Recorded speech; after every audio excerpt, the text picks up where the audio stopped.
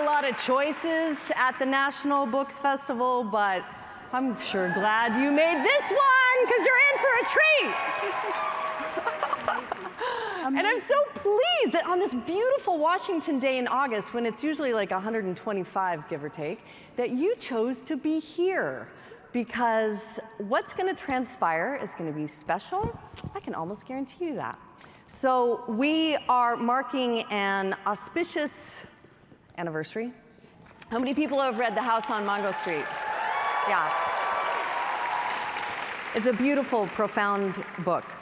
And it tells, although it's not a memoir, right? But there is so much of Sandra in this book.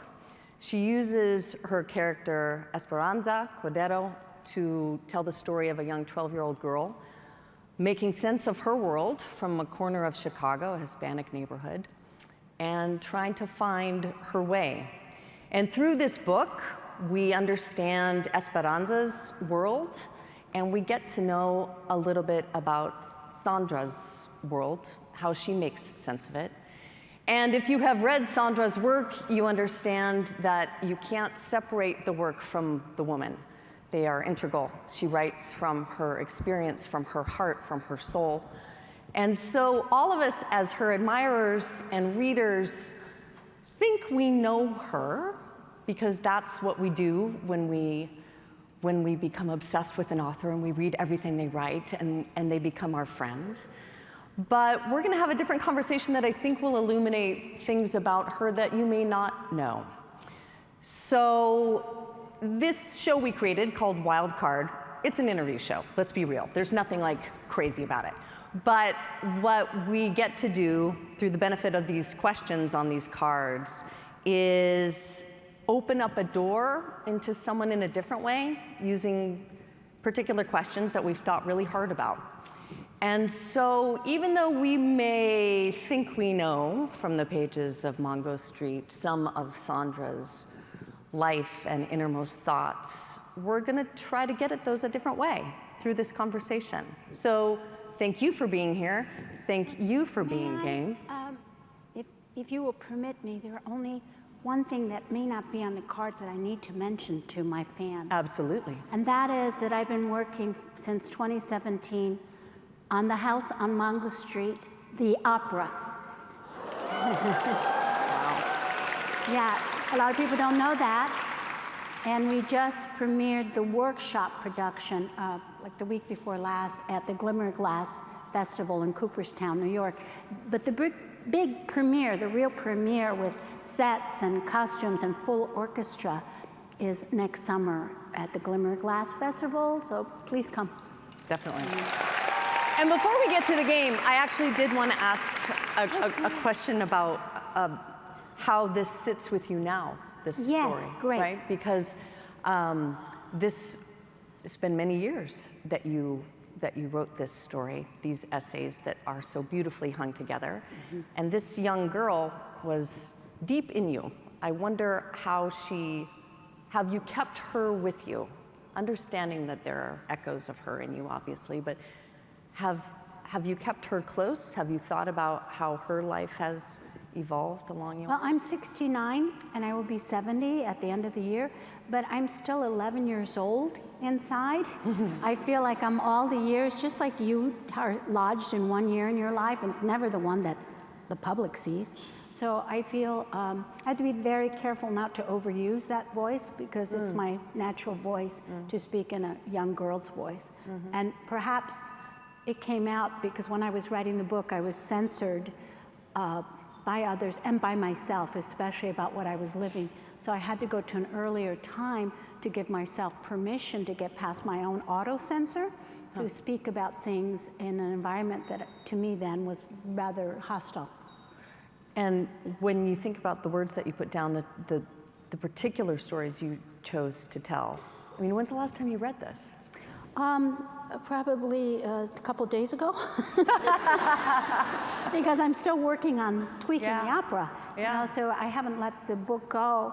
I've developed the characters. I've had to telescope characters. I've had to create an arc, because as you know, House on Mongo Street is based on an experimental novel writing based on the boom writers. I wasn't looking to write a beginning, middle, end type of story. I wanted a book that you could open at any page and read just one, or you could go from left to right, a different kind of storytelling. And later on I found out books like that, but when I was writing it, I didn't know about them. I thought I was inventing it, but there are communities and writers like Maud Martha by the wonderful Gwendolyn Brooks. There's an underlooked, fabulous novel written in vignettes. And other writers like Lilus Kikus by the amazing Mexican writer Elena Poniatowska, another story cycle, and other books that are written in story cycles. But I was trying at the time to do something experimental, and now with the opera, I've had to create a linear story and build to a climax and a denouement, and also flesh out characters, telescope characters, flesh out. And I'm learning more and more about the characters. They're still talking to me after all that time. And the new 40th anniversary edition of the book is out now. I think it'll be for sale, and there's new introductions. But I think that I'm still writing about the characters because they're still speaking to me. Is there a character that came to the fore in a new way for you? Yes, Lucy and Rachel. They have a small part in the novel, but they have more voice, more fleshed out characters in the opera, because I realized they were migrant children.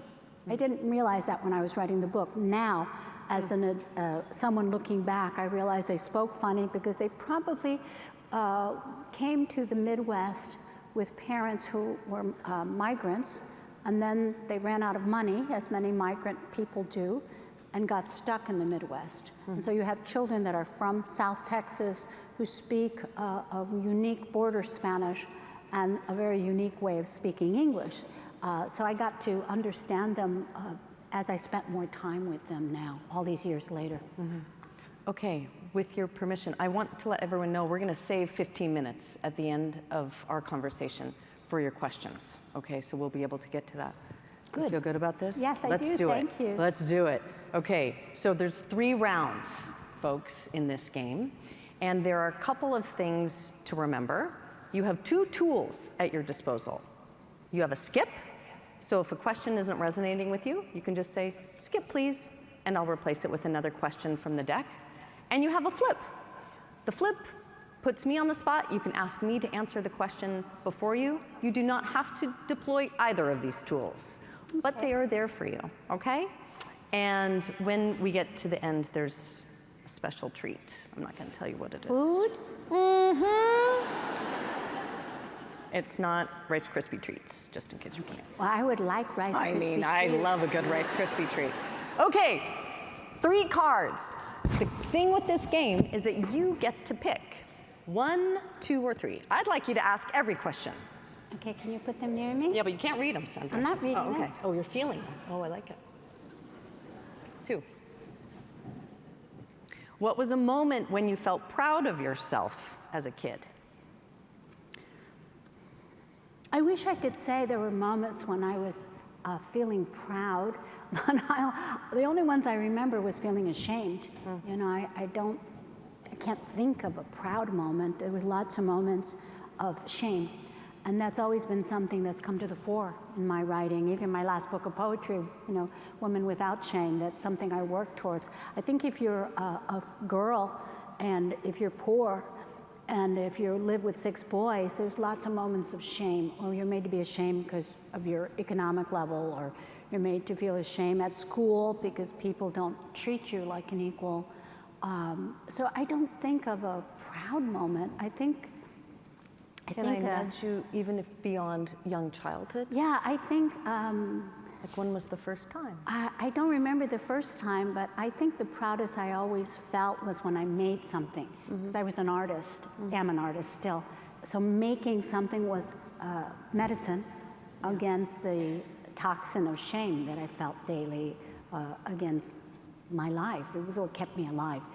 Making art, writing and scribbling, and saving that for myself, because I wasn't a public writer for a long time. I started writing around middle school, and maybe 1 story or 2 in 7th and 8th grade, and then hiding my poems in high school and sophomore, junior, senior year, they knew I was a writer. So it was always something that, like many people, art sustained me during difficult times. Do you remember the person who you first decided was worthy of your confidence in terms of sharing that art? Was it a friend, a teacher? I didn't really have a lot of close friends. I had friends, but they didn't know about my interior life. I think that I didn't really find other writers till I was in college, undergraduate years. I felt as if my friends that I had were my friends because the letters in the alphabet put us together. You know how they see you alphabetically. So I felt quite alone. Like friends with Johnny Campbell? Yeah, I had friends, but I didn't feel they really understood or knew me. I felt I had to, I felt alone until I found other writers, and that didn't happen until my junior year. Yeah, okay. But that's good for a writer because you confide everything to paper. Right. Okay, we're moving on. 3 new cards. It's how I do fortune cookies too.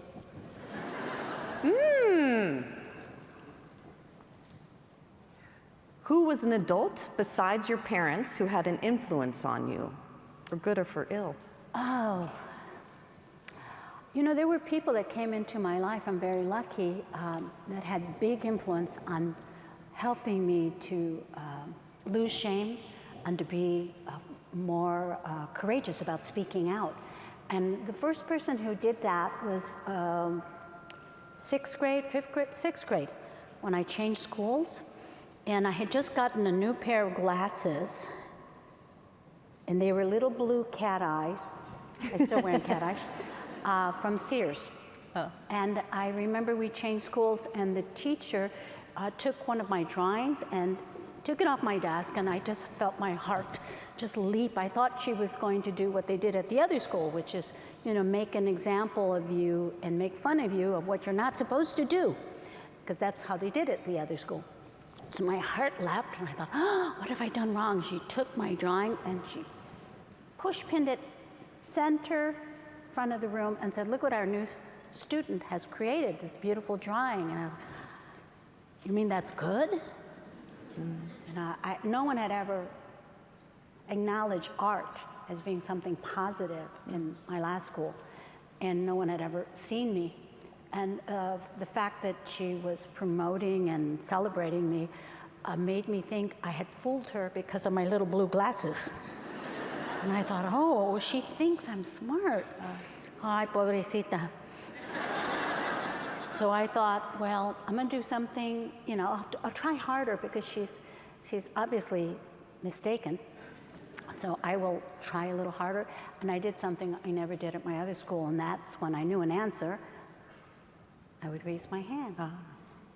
And gradually my grades moved up from D's and C's to C's and B's. And by the time I graduated, I was an A and B student. And that teacher taught me something, and that is that when you love your students know it. And when you don't love them, they know it too. That's not something they can teach you at a university. You either love your students or you don't. And this teacher loved us, and she nourished us with that love. So of course, I had to step up my game. You know, I had to meet that love. And I will never forget her, but I've forgotten her name. But I will never forget her. The reason why I forgot her name is because I only knew her for a few months, because I graduated to the next class. I came mid-year. But I see her, and I've acknowledged her in the acknowledgments of my last book of poetry. I call her Mrs. So-and-so. And Mrs. So-and-so was kind and loving. And when you're an insecure child, you need big doses of love. Yeah, it's a reminder to all of us when we see children in our lives that to just pay attention. Yeah, she came at just the right time. And we changed schools because of pipes, just like Esperanza, that broke in our brownstone. And I thank God for those broken pipes. I wouldn't be here today if we hadn't changed schools. Okay. Yeah. That's nice. Yeah. Okay. In the interest of time, because I want you to have time for your questions, we're moving to the next round. We are going deeper as we go. 3 new cards. 1 2, 3? I'm an intuitive. I believe you. How do you get in your own way? I think that one of the things that blocks every writer is fear. Fear. And when I have my old self, my 11-year-old self, and instead of the 69-year-old woman to being asked to write for a journal or a magazine or an event that brings back my old trauma, I get in the way and get blocked. So one of the things I tell younger writers is you have to pretend what you have to say can't be published in your lifetime, that no one's going to read it, and you're going to speak it in the voice you use when you wear your pajamas, because you're trusting that other person. You don't think, uh-oh, New York Times is going to publish this, or uh-oh, I have to publish this in a journal. No, you just sit in your pajamas and you get back into the voice you would use talking to that one person who could see you in your pajamas, and you imagine that, you know, what you have to say is just so amazing and so dangerous or so brilliant. You just can't get published in your lifetime, so you can be Emily Dickinson. You can say anything. And that is... Does that still vex you from time to time? Every time. Really? Yeah, I'm still frightened every time I pick up the pen. And I just have to be in that state of saying, okay, I give myself permission. There's a lot of people out there that's already censoring me, especially in South Texas, so I don't have to censor myself. Right. You know? Yeah. Do a little of that. House on Mango Street just got asked to be removed in South Texas in the Rio Grande Valley, so I want to respond to them, because I think when books are being asked to be removed, it's because people are blocking right intention with fear. They too are operating from fear, not from their best self. So I invite people who want to ban books to invite the author. And you know, I know that my book isn't perfect. My book went out to the world and frightened someone, and I want to know why. Yeah. That's my child. And if your child was asked to the principal's office and sent home, you'd want to know why. Right? So I think we need to not just get upset on both sides. We need to do some deep listening, because I censored that book already. I wrote House knowing that some people do not have babysitters or can't have babysitters, and little brother's going to be in the audience. So I already censored it. It's already written in such a way as to not offend anyone. So I want to know, where did I miss?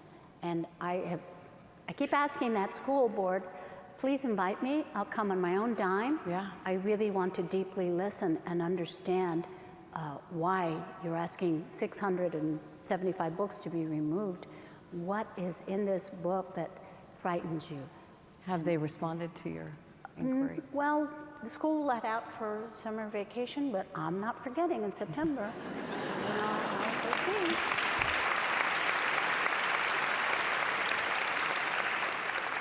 see. Okay. 3 new cards. 1, 2, 3. Well, I have not picked that direction, so I'm just going to say that one. This one? What's something about yourself that you have reluctantly realized is true? You have a skip. I would have to write a poem to get the answer to that one, so maybe we'll, you know. We'll skip it. That's a lot of, no, that's a good question, because I think we learn things about ourselves every year as we get older, don't we? Yeah. I'm trying to prepare for my graduation, which is my death, you know, I'm going to graduate. And I have in this period, I don't want to be afraid. I want to go and, you know, not cling to life, because I think death is kind of exciting. You know, I'm an intuitive, and I know there's something because I've seen spirits, so I don't know what's there. Well, whatever it is, it can't be as hard as living. You know? So I think there are things worse than death, and we know those things, we write about them, but I want to be prepared to leave this world feeling like I earned my death. I want to feel courageous. I want to be a model for people letting go of this life, because I think we tend to force people to stay alive longer than their time. I witnessed that with my father, and I want to go and say, woo-hoo-hoo, ooh, isn't this interesting? Wow, I had no idea. I didn't think it was going to be like this. So whatever it is that's out there, whatever that ether is, I want clarity, and I need to practice that between now and whenever that moment is. I'm sort of, yeah. Forgive me, I sort of lost the connection between the card said. What is something you've reluctantly realized is true about yourself? Well, I guess And you went to thinking about because your I'm learning graduation. so much. This is the exciting thing about getting older. You know, there's some horrible things. Yes, the parts are wearing out, the warranty's out.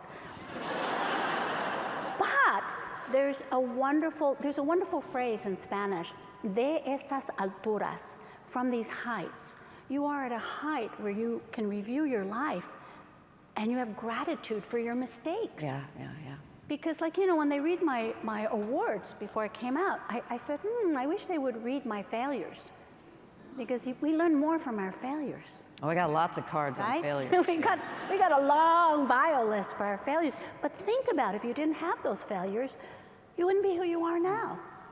The success isn't the awards, it's getting up from those failures and you keep going, you keep learning, you keep transmogrifying, you know, you keep transforming yourself.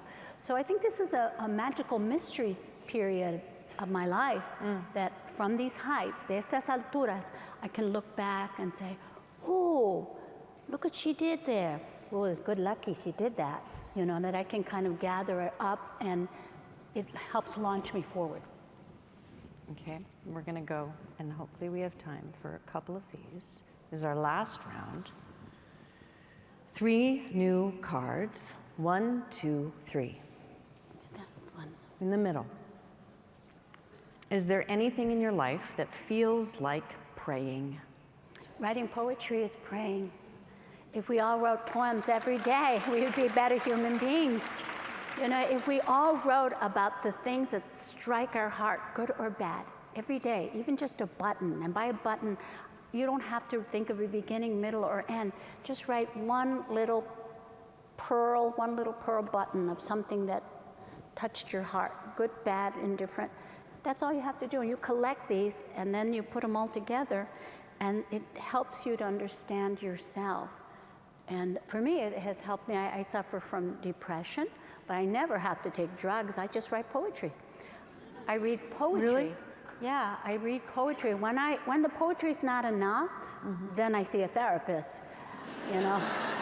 But so far, you know, I learned from my mistake that I don't have to get that depressed anymore. I know what to do now, you know, from my mistakes.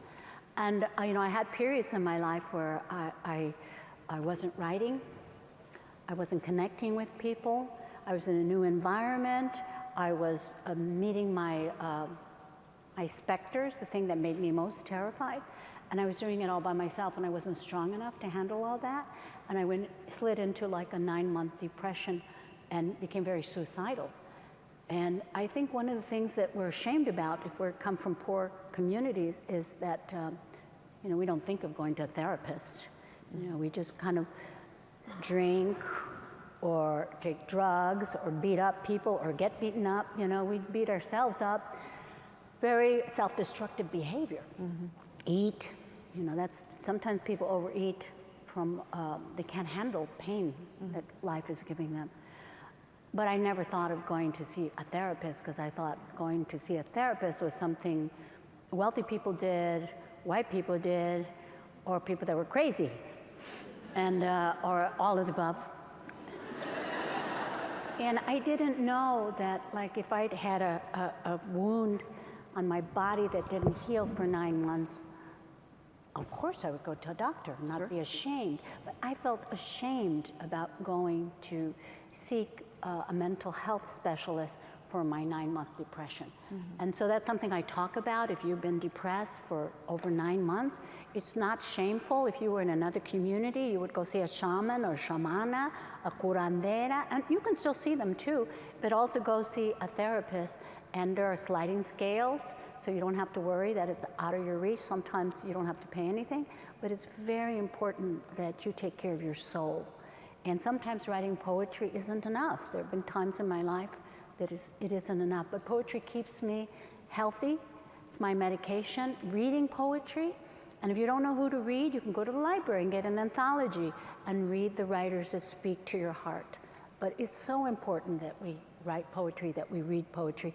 It's like a, what do they call that when they do that investigative surgery and they tend the camera in your body? What's that called? Laparoscopic surgery? Yeah, but like it's that for your heart.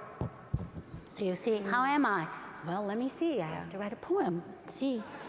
And that's a great thing about writing poetry. You don't know what it's about. You don't know what it's about when you begin. You might begin writing about tulips, and then it tells you about your mother. I thought I was writing about tulips. And that's what's so great about it. It's a kite that you have to give it string, you have to follow it, you have to run. Yeah. And then it lifts off, and when it picks your feet off the ground, that's it. But you have to compost the evil stuff that you're churning, if it's evil, often it is. And then when it composts and a little white flower blooms, you're done. Mm. Yeah, that's a good place to end. Thank you. Okay, so with every episode of Wildcard, we play this conversation game, and then we end with a trip in our memory time machine. And then I make a weird sound effect. Doodle-doo, doodle-doo, doodle-doo. You know, like a time machine. Doodle-doo, doodle-doo, doodle. And we take you to a place. You get to choose one moment in your past that you would not change anything about. Oh, thank you. But you would just like to linger there a little longer. Yes. Can you take us there? I've written about it. It's called Akumal. It's a place in the Yucatan, away from Cancun, in that neck of the woods. And I had a mystical experience when I was very young. I've had a lot of mystical experiences, but that was like a major. I went there with my parents just before I started graduate school. And my father and mother were very interested in getting water, and we stopped. At that time, Akumal there were no hotels, no condos like now. It was just some hammocks strung up between palm trees and some little sheds selling drinks. And they left me alone, and I lay down on a very shallow body of water that was a little inlet. I don't like beaches, and I don't like water, and I'm not a great swimmer, so it has to be like that shallow for me to want to get in. And it was the softest sand. If you've been to the Mayan Riviera, you know it's the softest sand in the world. And it was all rippled like the roof of your mouth. So when you lay down on it, it cushioned you at the right places, and the water was warm, and the palm branches were giving me a cleansing, and the wind was just right, and the ocean was lapping at my earlobes. And suddenly everything shifted by itself, and I was in a state that we don't have a word for. It was like I understood what the Buddha understood, that I was connected to everything. I can never die because I was also the wind and the trees and the water and the sand and the universe, and everything was one textile. It was all interwoven. And I understood that, and I knew that, well, I don't mind dying right now. This is perfectly fine because I can't die. And it was so wonderful. I don't know how many seconds or years or minutes I was in that state of absolute bliss. And then my father said, "Sandra, vámonos!" And I had to get up and go back to the real world and get in the car, and I thought, what the hell, what was that? Well, I was too young to know what that was. Yeah. I still am not old enough to know what that was. And whatever it was, it just was a little like a, zoom, we're gonna give her a little laser beam. And I thought, that was so amazing. It's happened to me again. It happens with great states of intense beauty, but I don't cause it. It's not like meditating. It only happened to me one other time besides that, after that.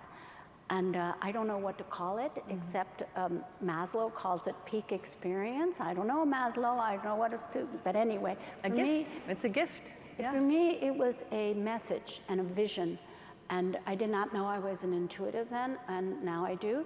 So it's for me to share and to tell you that we're all interconnected, like the Buddhists say. We inter-are. And so there's no me and you or I or they, and we're all part of that. And I think we're witnessing that with the problems we're having with the environment, with something like COVID that makes us understand how much we are connected to one another. Anyway, I don't know what it was, but there it is. That was beautiful. Thank you.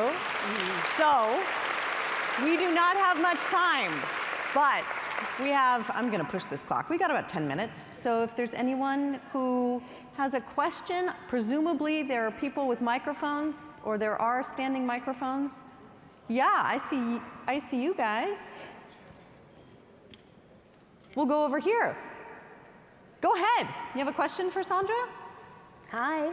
Hi, Sandra. First of all, I'm honored to be here. I'm a huge fan, and I may stutter because I'm fangirling right now, but I grew up just like you.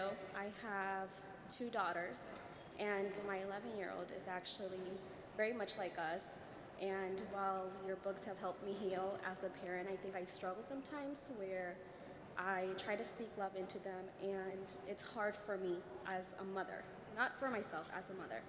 So I guess my question is just like, what do you feel would have helped you feel seen and loved as an 11-year-old?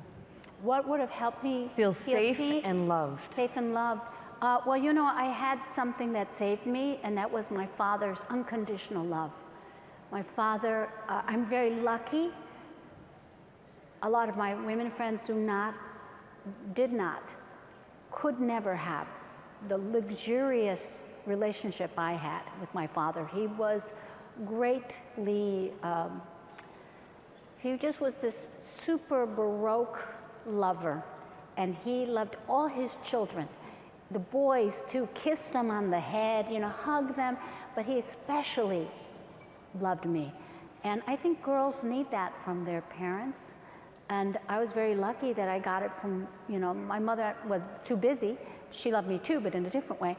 But I just felt like my father gave me such a gift that helped me to get up from the disasters.